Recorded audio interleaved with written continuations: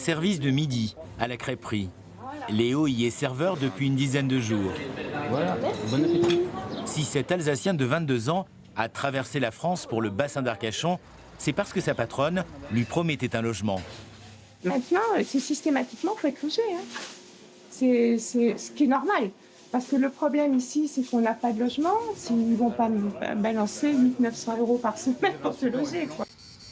C'est dans cette forêt de pins que les saisonniers du coin sont logés. 18 algécos plantés pour 2 mois. De quoi héberger 24 personnes. Un petit village, climatisé, qui plaît bien à Léo. Coût 350 € la chambre par mois. Une aubaine sur ce territoire où, à cette époque, on ne trouve que des locations pour vacanciers. Une saison, c'est aussi, en quelque sorte, financièrement, on ne va pas se mentir que c'est intéressant. Et si maintenant, c'est pour faire une saison pour perdre la moitié de son salaire dans un logement, ça n'a pas de sens du coup. Leurs chambres, c'est eux qui les font ?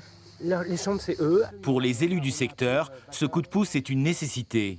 On aide les jeunes, bien évidemment, mais on aide les entreprises. Aujourd'hui, des entreprises de notre territoire qui n'arrivent pas à ouvrir tous les jours de la semaine pendant cette période estivale parce qu'ils n'arrivent pas à recruter, parce que les saisonniers n'arrivent pas à se loger, c'est pas tenable. La collectivité a donc mis la main au portefeuille. L'opération représente une dépense de près de 100 000 € pour l'agglomération nord du bassin d'Arcachon.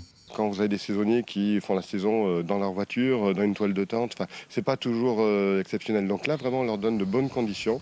Tiphaine apprécie, effectivement. D'autant que son employeur, qui avait du mal à recruter, a fait un effort.